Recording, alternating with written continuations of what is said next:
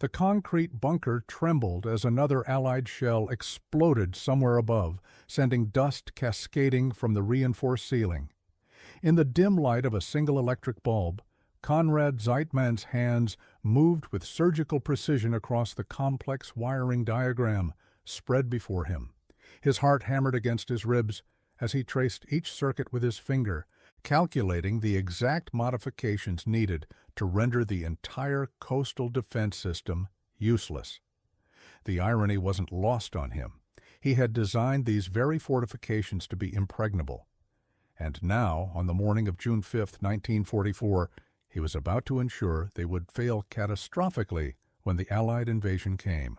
Sweat beaded on his forehead despite the bunker's chill as he reached for his wire cutters.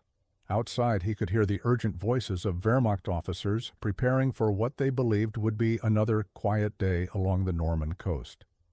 They trusted his engineering genius implicitly, never suspecting that the man who had made their Atlantic wall seem invincible was about to become their greatest enemy. As Zeitman snipped the first wire, his hand trembled slightly.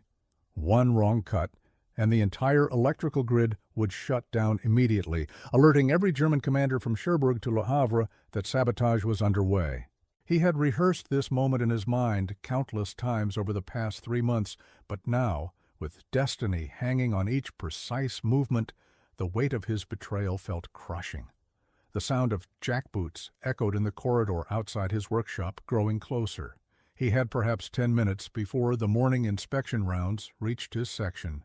10 minutes to complete an act of treason that would either doom thousands of German soldiers or save countless Allied lives.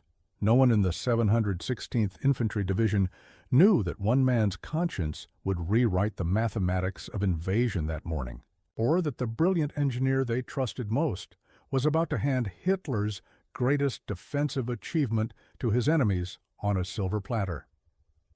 Konrad Zeitman had not been born to betray his country. In the small Bavarian town of Rosenheim, where the Alps cast their mourning shadows across cobblestone streets and church bells marked the rhythm of ordinary life, he had grown up as the son of a clockmaker whose precision and patience would shape the boy's entire approach to the world. His father, Gustav Zeitman, repaired the intricate mechanisms that kept the town running on time, instilling in young Konrad an appreciation for how the smallest component could determine whether an entire system succeeded or failed. His mother, Ingrid, taught mathematics at the local gymnasium and filled their modest home with discussions of geometric principles and engineering marvels that spanned centuries. By the age of 12, Konrad was building elaborate mechanical contraptions in his father's workshop, creating music boxes that played Bach and constructing miniature bridges that could support weights far beyond their apparent capacity. His teachers recognized exceptional talent, but more importantly, they noted his moral compass, the way he refused to take credit for group projects unless every member had contributed equally, or how he spent his Sundays tutoring struggling classmates without accepting payment. When he earned his engineering degree from the Technical University of Munich in 1936, graduating summa cum laude with a thesis on coastal fortification design, his professors predicted he would revolutionize defensive architecture. The German Army's Engineering Corps recruited him immediately, impressed by his innovative approaches to concrete reinforcement and his ability to design structures that could withstand bombardment that would level conventional buildings. His early projects along Germany's western border earned recognition from senior officers who appreciated both his technical brilliance and his quiet dedication to protecting German soldiers. He designed bunkers with revolutionary ventilation systems that could sustain crews for weeks under siege, and observation posts so cleverly camouflaged that enemy reconnaissance repeatedly missed them entirely. His colleagues respected his methodical approach and his habit of personally inspecting every construction site to ensure that contractors followed his specifications exactly. Unlike many engineers who worked from comfortable offices, Zeitman insisted on living alongside the soldiers who would depend on his designs, sleeping in the same barracks and eating the same rations while his fortifications took shape. This hands-on approach earned him unwavering loyalty from construction crews and infantry units alike, who trusted him to create defenses that would bring them home alive. He had no idea that his growing reputation would soon place him at the center of the Third Reich's most ambitious defensive project, or that intimate contact with the realities of war would transform his patriotic service into something far more complex and dangerous than devotion to the fatherland. By 1942, the war had evolved into a brutal mathematics of attrition that demanded defensive innovations on an unprecedented scale. Hitler's Atlantic Wall represented the largest fortification project in human history, stretching from Norway's fjords to the Spanish border, requiring more concrete than the United States had used in all its dam construction during the previous decade. The Führer's vision demanded coastal defenses so formidable that any Allied invasion would be crushed on the beaches, saving Germany from fighting a two-front war that could drain resources needed for the Eastern Front. German military planners calculated that the Atlantic Wall would require over 17 million cubic meters of concrete, supported by more than 1 million tons of steel reinforcement, and defended by everything from massive naval guns salvaged from decommissioned battleships to innovative obstacle systems designed to tear apart landing craft before they reached shore. Field Marshal Erwin Rommel arrived in November 1943 to inspect existing fortifications and immediately declared them inadequate for the coming invasion. His experience in North Africa had taught him that static defenses meant nothing unless they could concentrate overwhelming firepower at precisely the right moment, and he demanded that every bunker, every gun emplacement, and every communications system work together as a single integrated machine of destruction. The Wehrmacht's engineering command recognized that this vision required a new level of technical sophistication, particularly in the electrical and communication systems that would coordinate defensive fire across hundreds of miles of coastline. They needed an engineer who understood both the tactical requirements of modern warfare and the practical challenges of constructing reinforced positions under constant threat of Allied bombing. Konrad Zeitman's reputation made him the obvious choice to design and oversee the installation of the wall's most critical components, the centralized fire control systems that would transform scattered gun positions into a coherent defensive network. His assignment placed him among a select group of engineers and architects who held security clearances, giving them access to every aspect of Germany's coastal defense strategy, from the locations of secret ammunition depots to the technical specifications of new remote-controlled weapon systems. The responsibility was both honor and burden, representing the Third Reich's absolute trust in his loyalty and his abilities. He relocated to Normandy in January 1944, establishing his headquarters in a commandeered chateau near Caen, where he could oversee construction along the most vulnerable sections of coast. The irony would later become inescapable. Hitler had entrusted Germany's salvation to a man whose conscience would not survive what he witnessed during the next 5 months.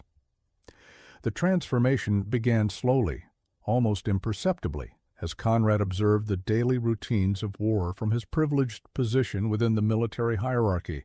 His engineering duties required constant travel along the Norman coast, inspecting gun emplacements and coordinating the installation of communications equipment, which gave him unprecedented access to conversations and activities that ordinary soldiers never witnessed. During his first month in Normandy, he focused entirely on technical challenges, calculating optimal fields of fire and designing backup power systems that could maintain defensive operations even after direct hits on primary generators. The work satisfied his engineers' instincts for precision and problem-solving, and he took genuine pride in creating fortifications that represented the pinnacle of defensive architecture. But proximity to the front lines meant exposure to aspects of war that his previous assignments in rear areas had shielded him from experiencing directly. He began hearing stories from infantry officers about partisan activities in occupied territories, casual mentions of reprisal actions, and security sweeps that seemed disproportionate to the threats they addressed. More troubling were the conversations he overheard in officers' messes, where senior commanders discussed civilian populations with a cold indifference that contrasted sharply with the protective instincts that had originally motivated his military service. One evening in March, while inspecting communications equipment in a bunker complex near Omaha Beach, he met Obergefreiter Hans Richter, a signals operator whose job involved monitoring Allied radio transmissions for intelligence purposes. Richter had been capturing enemy communications for over 2 years, gradually developing enough proficiency in English and French to understand not just tactical information, but also personal messages between Allied units and their families. These intercepted conversations painted a picture of Allied soldiers that bore uncomfortable similarities to letters Conrad received from his own family, fathers missing their children, young men afraid of dying far from home, commanders struggling to balance military necessities with their concern for civilian casualties. The realization that Allied soldiers possessed the same human motivations that drove German troops created the first crack in Conrad's certainty about the righteousness of his cause. More devastating was his growing awareness of how German forces treated the French civilian population in areas surrounding his construction sites. His elevated security clearance granted access to weekly intelligence briefings, where regional commanders reported on security operations with bureaucratic efficiency that made mass arrests and deportations sound like routine administrative tasks. The numbers were staggering: hundreds of civilians taken from villages near construction sites, entire families disappearing overnight based on suspicions of resistance activity or simply to provide labor for fortification projects. Conrad began paying closer attention to the faces of French workers conscripted to build his bunkers, noting their hollow expressions and the careful way they avoided eye contact with German supervisors. These observations forced him to confront an uncomfortable question that he had successfully avoided throughout his previous military service. The moral crisis deepened during April as Conrad witnessed firsthand the implementation of security measures designed to protect Atlantic Wall construction from sabotage and intelligence gathering. His position required coordination with SS units responsible for maintaining order in coastal areas, bringing him into direct contact with officers whose methods extended far beyond anything he had imagined warfare could entail. He attended briefings where security commanders discussed civilian populations as statistical abstractions, calculating optimal ratios between executions and deportations to maximize compliance while maintaining labor supplies for construction projects.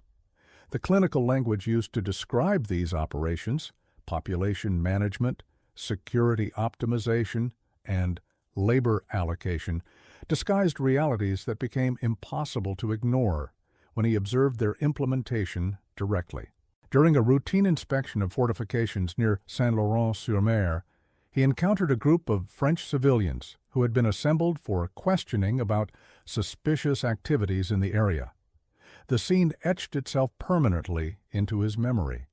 Dozens of villagers, including elderly men and women who clearly posed no military threat, standing in the rain while SS officers shouted questions and demanded information about neighbors whose only crime had been living too close to German construction sites.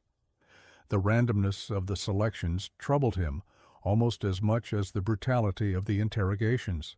These were not hardened resistance fighters or military-age males who might reasonably be suspected of espionage, but ordinary people whose primary concern involved surviving the war with their families intact.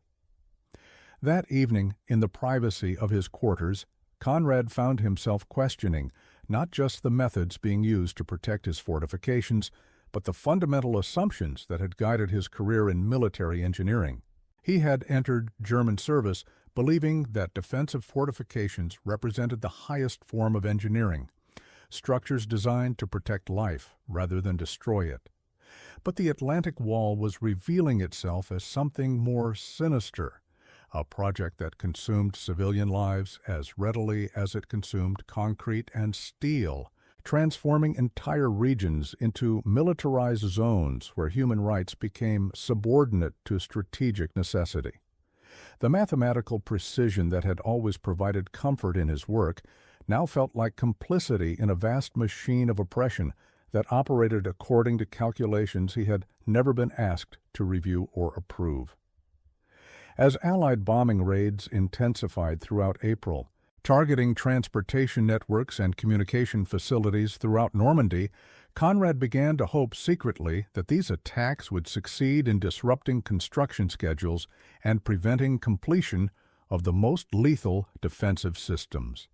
This treasonous thought, once acknowledged, grew stronger with each passing day, fed by continuing exposure to the human costs of German security measures and his increasing certainty that the Atlantic Wall was designed not just to repel invasion, but to serve as the foundation for permanent occupation and subjugation of Western Europe. The decisive moment arrived on May 15th, when Conrad received orders to expedite the installation of automated firing control systems that would coordinate defensive fire across a 20-mile section of Norman coast. These systems represented his greatest technical achievement, networks of sensors and communications equipment that could detect approaching landing craft and direct artillery fire with unprecedented accuracy and speed. The technology promised to multiply the effective firepower of existing gun emplacements by factors that would make any amphibious assault prohibitively expensive in Allied lives.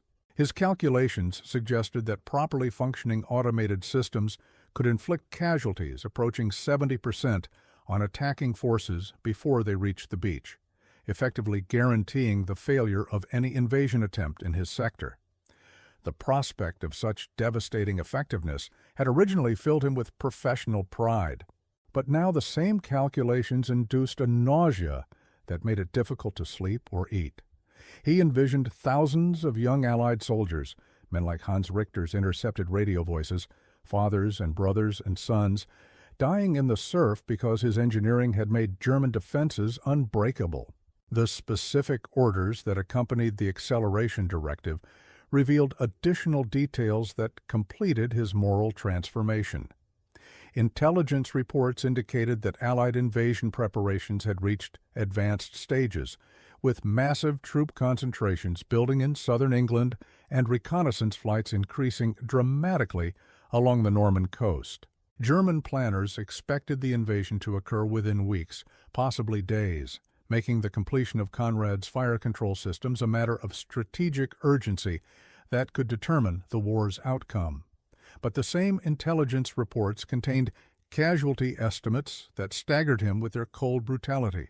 German military analysts predicted that successful completion of the Atlantic Wall would result in Allied losses exceeding 200,000 men during the first day of invasion alone, numbers that would likely force Allied commanders to abandon the entire operation and postpone any further assault attempts for years. Such a decisive German victory would free dozens of divisions for redeployment to the Eastern Front, potentially enabling a renewed offensive that could reverse recent German setbacks and extend the war indefinitely. For the first time, Conrad understood that his technical expertise was being employed not simply to defend German territory, but to perpetuate a conflict that was consuming entire populations across Europe. The realization forced him to confront a fundamental question about his responsibilities as an engineer and as a human being. His training had always emphasized technical excellence and professional loyalty, values that seemed clear and admirable when applied to peacetime construction projects. But war had revealed the moral complexity hidden within seemingly straightforward engineering challenges, demonstrating that technical brilliance could serve causes that violated every ethical principle he had learned from his parents and teachers. The automated fire control systems that represented his greatest professional achievement would function exactly as designed, fulfilling every specification he had written, but their success would perpetuate suffering on a scale that made his earlier concerns about civilian casualties seem trivial by comparison. Standing in his shadow office, staring at technical drawings that represented months of innovative problem-solving, Conrad realized that he faced a choice between professional loyalty and moral responsibility that would define not only his future, but potentially the future of millions of people whose lives hung in the balance of Allied invasion planning. The sabotage began with careful reconnaissance disguised as routine maintenance inspections. Conrad spent 3 days surveying every installation in his sector, ostensibly checking connections and verifying system readiness, but actually identifying the precise modifications needed to ensure catastrophic failure at the moment of maximum impact. His engineering training served him well in this treasonous planning, as he possessed intimate knowledge of every system's vulnerabilities and the exact sequence of failures that would cascade through the entire defensive network. The automated fire control system he had designed incorporated multiple redundancies and backup systems, making simple sabotage ineffective unless every critical component was compromised simultaneously. A single severed cable could be repaired within hours, but systematic destruction of specific relay stations and junction boxes would require weeks to repair, far longer than any invasion timetable would allow. More importantly, the modifications had to appear accidental until the moment they were discovered, allowing him sufficient time to complete the sabotage before German security forces could intervene. He developed a plan that exploited the system's own complexity against itself, introducing subtle modifications that would cause cascading failures under the electrical loads generated during actual combat operations. Under normal testing conditions, the systems would function perfectly, passing all diagnostic checks and demonstrating full capability during the routine exercises that German commanders used to verify readiness. Only when artillery crews attempted to engage multiple targets simultaneously would the carefully planned failures begin, starting with minor timing delays that would gradually escalate into complete systems collapse as electrical loads exceeded sabotaged components' artificially reduced capacity. The plan required access to dozens of installations spread across 20 miles of coastline, each requiring specific modifications that had to be completed within a narrow time window to avoid detection. Conrad used his authority as chief engineer to reassign maintenance schedules, creating opportunities to work alone in critical installations without supervision from other technicians who might notice unusual activities. His reputation for perfectionism provided additional cover, as subordinates had grown accustomed to his habit of personally inspecting and adjusting equipment that other engineers would have certified as adequate. Over the course of 5 nights, working by flashlight in bunkers and communication stations while German sentries patrolled outside, he methodically destroyed months of his own work with surgical precision that ensured maximum impact while minimizing the chances of premature discovery. Each modification required careful calculation to ensure that the resulting failures would appear to result from combat damage rather than deliberate sabotage, protecting him from immediate suspicion while maximizing the confusion that would multiply Allied advantages during the critical hours of invasion. The physical demands of the work were exhausting, requiring him to crawl through narrow access tunnels and work in cramped conditions for hours at a time, but the psychological pressure was far more difficult to endure. Every snip of wire cutters and every disconnected relay represented another step deeper into treason that could result in his execution if discovered, but also brought him closer to preventing the massive casualties that successful German defenses would inflict on Allied forces. By May 28th, he had completed modifications to 17 critical installations, creating a network of planned failures that would neutralize German defensive fire coordination across the entire sector when the invasion began. The morning of June 6th dawned gray and windy, with heavy clouds that had postponed the Allied invasion by 24 hours but had not deterred the massive armada now approaching the Norman coast. Conrad stood in the primary fire control bunker near Omaha Beach, surrounded by German artillery officers who trusted his systems to deliver the devastating defensive fire that would crush the invasion before it could establish a foothold on French soil. Through the bunker's observation slits, he could see the dark shapes of Allied ships emerging from pre-dawn darkness, their numbers far exceeding even the most pessimistic German intelligence estimates. Oberst Friedrich Kellner, commander of the Coastal Artillery Regiment, moved between plotting tables and communication stations with the confident efficiency of a professional soldier who believed his preparations were adequate for any conceivable threat.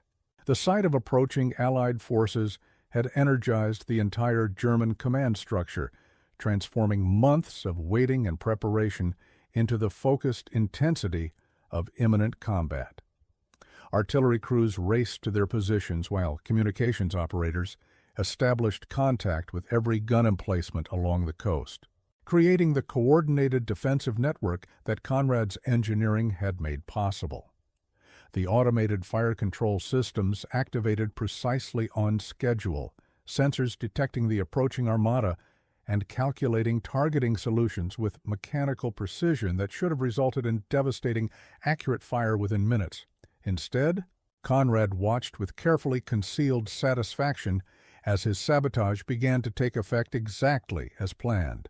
The first indication of problems appeared as minor timing discrepancies in target designation systems, delays measured in seconds that artillery officers initially dismissed as inconsequential.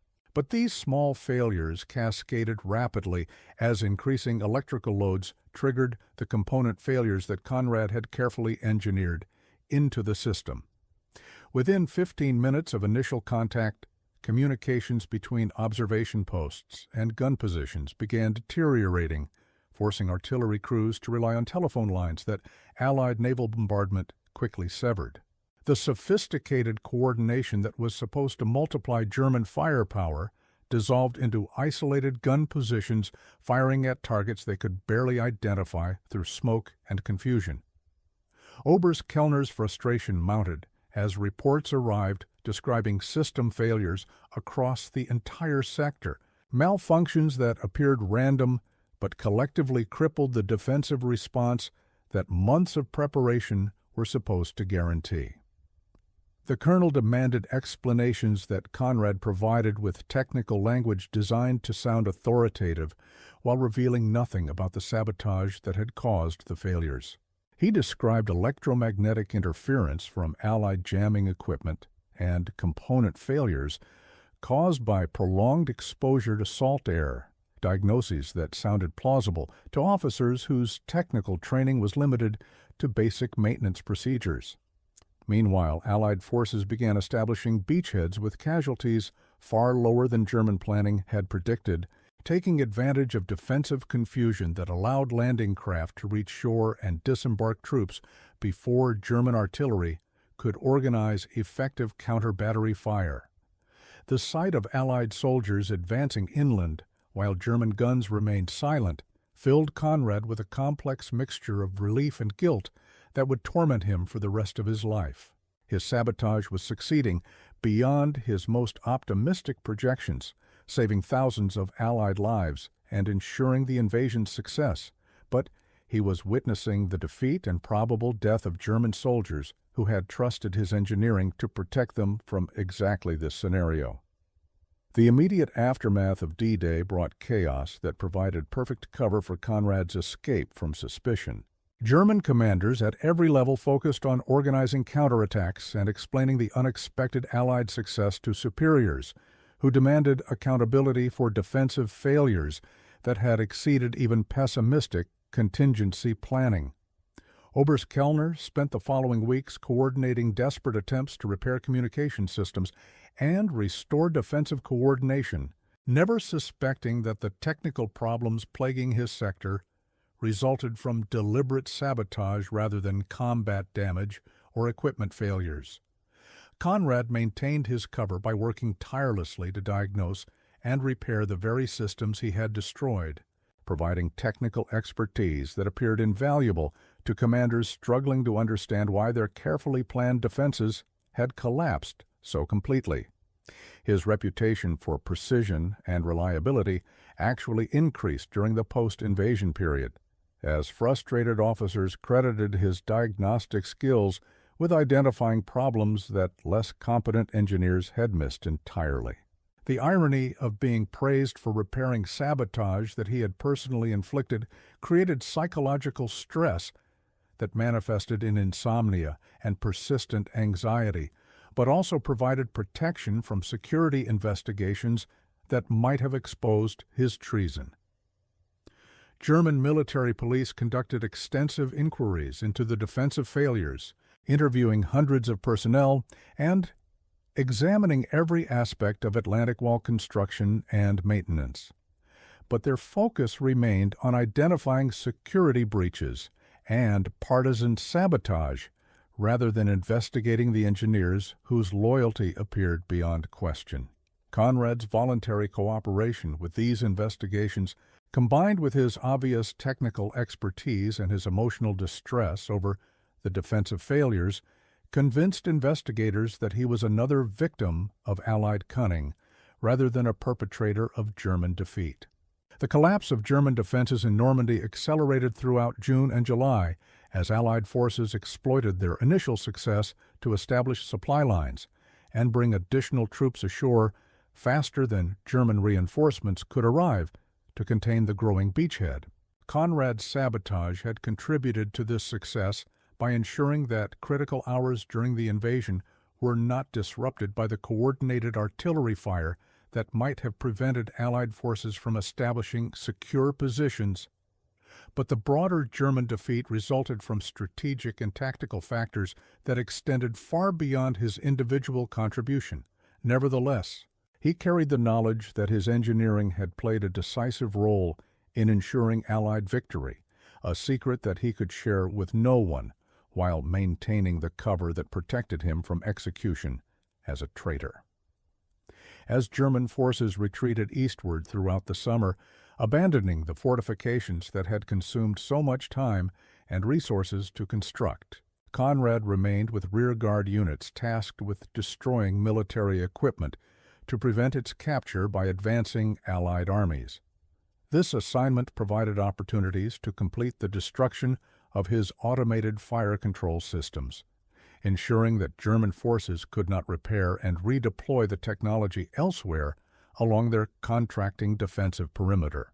Liberation came for Conrad Zeitman in August 1944, when advancing American forces overran the chateau that served as German engineering headquarters near Caen. Unlike most German military personnel who were processed as prisoners of war and sent to detention camps, Conrad's specialized knowledge and his willingness to cooperate with Allied technical intelligence teams earned him privileges that reflected his value as a source of information about German defensive capabilities. American engineers were particularly interested in his intimate knowledge of Atlantic Wall construction techniques and his insights into the system failures that had contributed to the invasion's success. During extensive debriefings conducted by U.S. Army Corps of Engineers personnel, Conrad provided detailed technical information about German fortification design, while carefully avoiding any mention of his sabotage activities. His cooperation appeared to result from pragmatic recognition that Germany had lost the war and that continued resistance would only prolong suffering, motivations that Allied interrogators found believable and admirable in a professional soldier who had simply been serving his country, according to military tradition. The technical intelligence he provided proved invaluable for Allied operations against remaining German defensive positions, particularly along the Atlantic coast, where similar fortifications continued to impede Allied naval operations. His detailed knowledge of structural vulnerabilities and electrical system layouts enabled Allied engineers to develop more effective methods for neutralizing German bunkers and gun emplacements, accelerating the liberation of coastal areas that might otherwise have required costly frontal assaults. More importantly for Conrad's personal situation, his cooperation earned him assignment to a special technical unit that worked with Allied forces rather than confinement in standard prisoner-of-war facilities. This privileged status reflected Allied recognition that certain German specialists possessed knowledge too valuable to waste in detention camps, particularly engineers whose expertise could contribute to ongoing military operations against remaining German forces. The assignment allowed him to continue practicing his profession while serving what he now recognized as the morally superior cause, designing temporary bridges and fortifications that supported Allied advances rather than impeded them. His work during the final months of the war in Europe provided psychological relief from the guilt that had tormented him since D-Day, offering opportunities to apply his engineering skills in ways that saved rather than destroyed lives. American officers who worked with him during this period remembered him as a dedicated professional who seemed genuinely committed to helping end the war as quickly as possible, though none suspected the true depth of his contribution to Allied victory.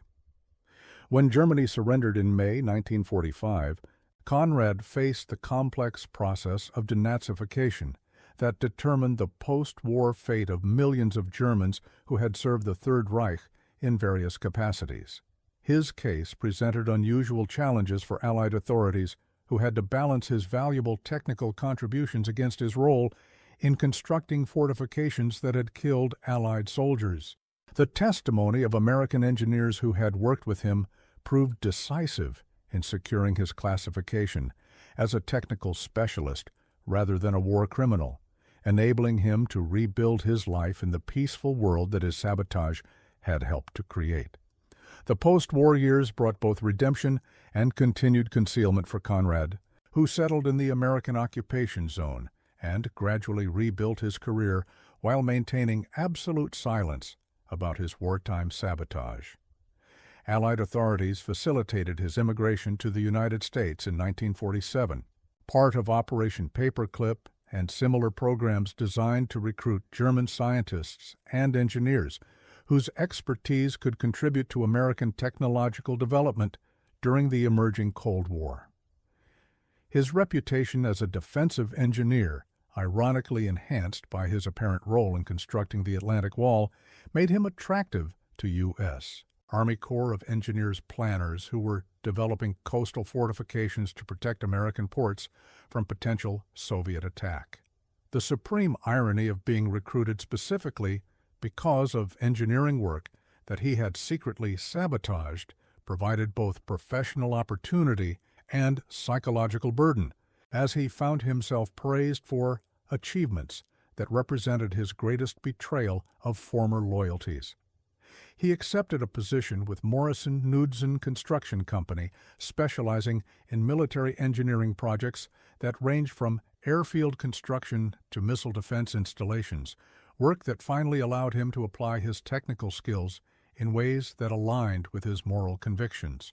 His colleagues in American engineering firms respected his precision and innovative problem-solving abilities without ever suspecting that these same skills had once been employed to ensure German defeat in Normandy. Throughout the 1950s and 60s, he contributed to construction projects that strengthened American defenses against communist expansion, including early warning radar stations and missile silos that formed the backbone of nuclear deterrent strategy. His personal life reflected the quiet satisfaction of a man who had found peace after making the most difficult moral choice of his life. Though he never discussed his wartime experiences with his American wife, Margaret, whom he married in 1951, or their 2 children, who grew up believing their father had simply been a German engineer who had immigrated to escape post-war poverty. Letters from former German colleagues who had survived the war occasionally reached him, describing their struggles to rebuild careers and lives in a devastated country. But these communications invariably praised his good fortune in escaping the chaos that had consumed Germany, rather than expressing any suspicion about his wartime activities. Some letters mentioned the mysterious system failures that had plagued German defenses during D-Day, describing them as examples of how Allied technical superiority had overwhelmed German engineering, assessments that provided both relief and ironic amusement to the man who knew the true explanation for those critical failures. His secret remained safe partly because the surviving German officers who might have suspected sabotage were either dead, imprisoned, or too focused on their own survival to investigate wartime engineering failures.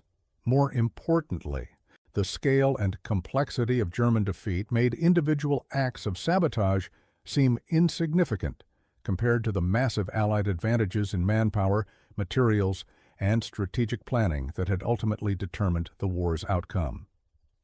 As he advanced through the ranks of American engineering firms, eventually becoming a senior partner in a consulting company that specialized in government contracts, Conrad occasionally encountered former Allied officers who had participated in the D-Day invasion and its aftermath.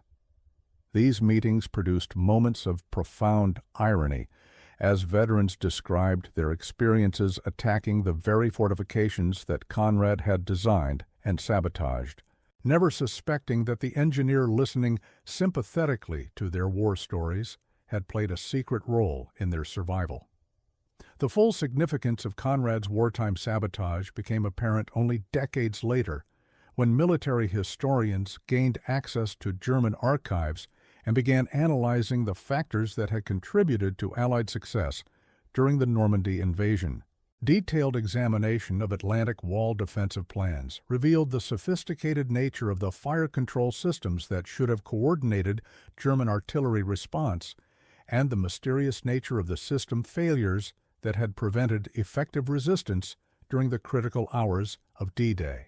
American military analysts concluded that proper functioning of Conrad's automated fire control systems could have inflicted casualties approaching the catastrophic levels that German planners had predicted, potentially forcing Allied commanders to abort the invasion or postpone it indefinitely while developing alternative strategies. The human cost of such a delay would have been staggering, not only in terms of additional Allied casualties during an eventual invasion attempt, but also in the prolonged suffering of European populations under continued German occupation. Holocaust historians estimated that successful German defense of Normandy could have extended World War II by 2 to 3 years, allowing the systematic murder programs that were already consuming Jewish populations to reach completion while German forces maintained control of occupied territories. The liberation of Nazi concentration camps, which began in earnest only after Allied forces established secure footholds in Western Europe, would have been delayed long enough to ensure the deaths of hundreds of thousands of prisoners who ultimately survived because the war ended when it did.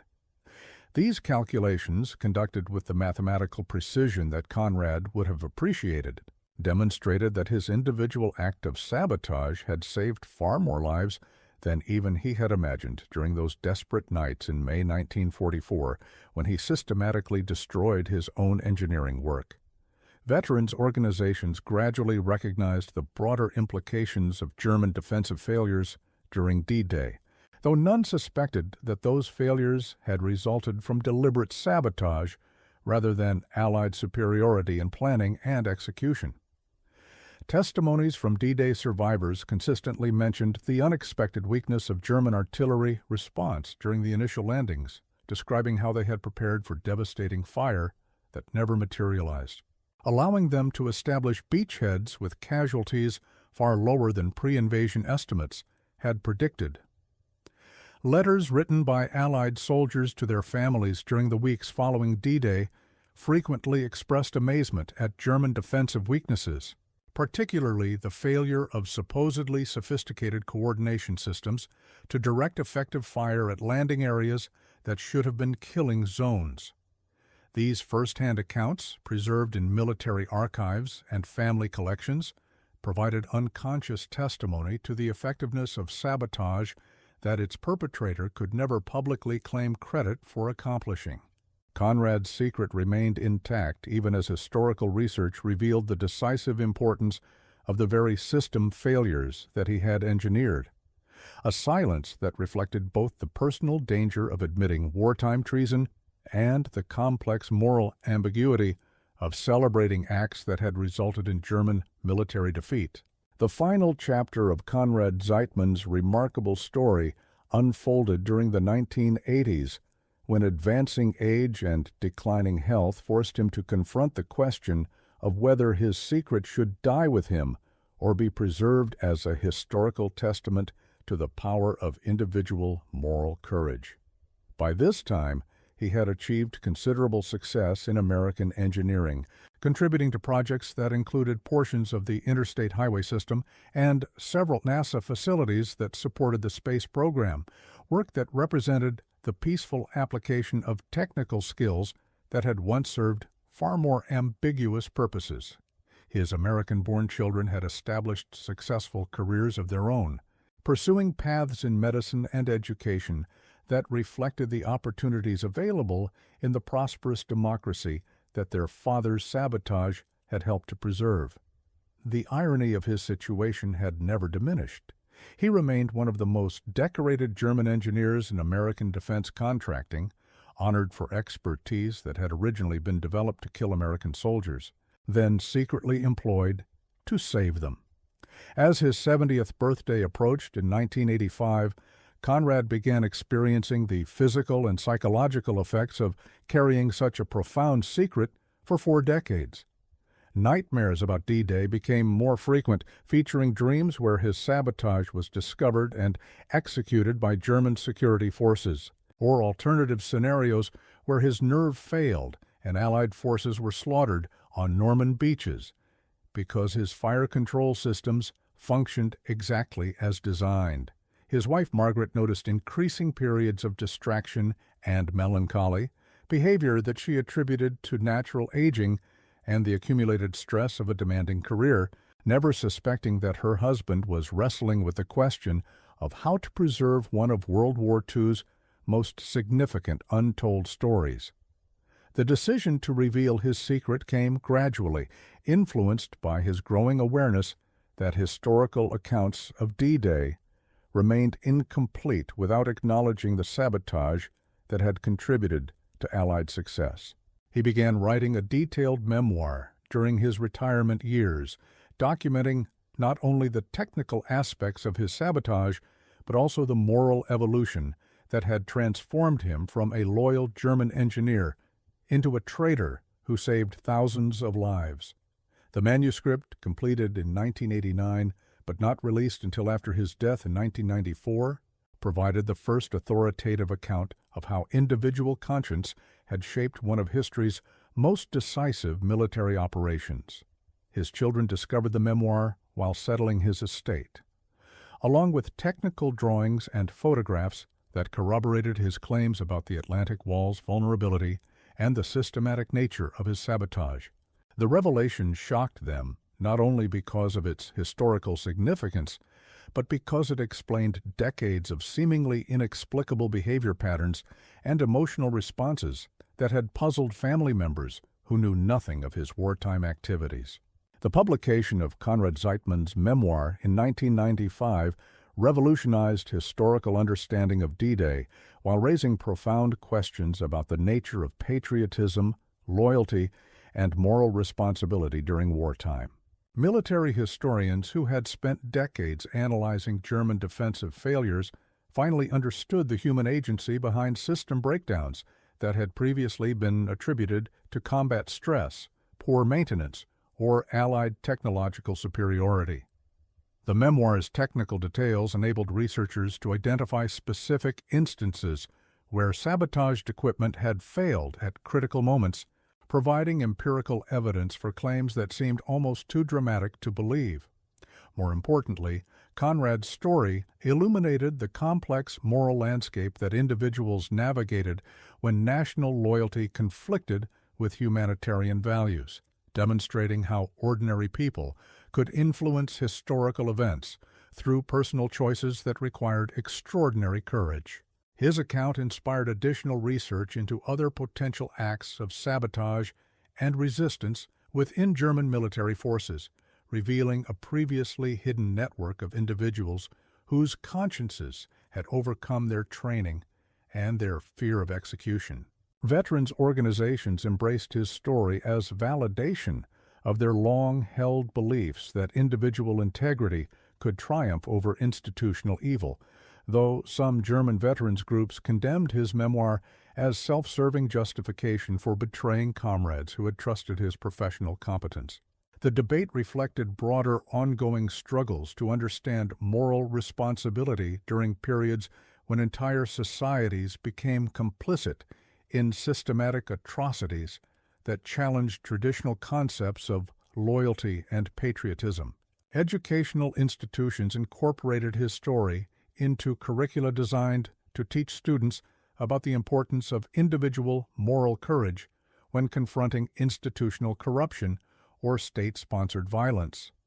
The memoir's impact extended beyond historical scholarship into contemporary discussions about the responsibilities of engineers, scientists, and other professionals whose technical expertise could be employed for destructive purposes that violated their personal ethical standards. Professional engineering organizations adopted his story as a case study in ethical decision-making, emphasizing how technical competence carried moral obligations that transcended loyalty to employers or governments. His example provided a historical precedent for contemporary debates about the responsibilities of weapons designers, nuclear scientists, and cybersecurity experts whose work could enable mass casualties or systematic oppression if employed without ethical constraints. The enduring power of his story reflected its demonstration that individual choices retained moral significance even within institutional structures designed to eliminate personal responsibility and individual accountability. Konrad Zeitman had proven that one person's courage could literally change the course of history, saving thousands of lives and shortening a war that was consuming entire populations across multiple continents. His memoir concluded with a simple observation that captured the essence of his extraordinary life. He had violated his oath as a German officer in order to honor his obligations as a human being, a choice that required him to destroy his greatest professional achievement in order to preserve his integrity as a moral agent.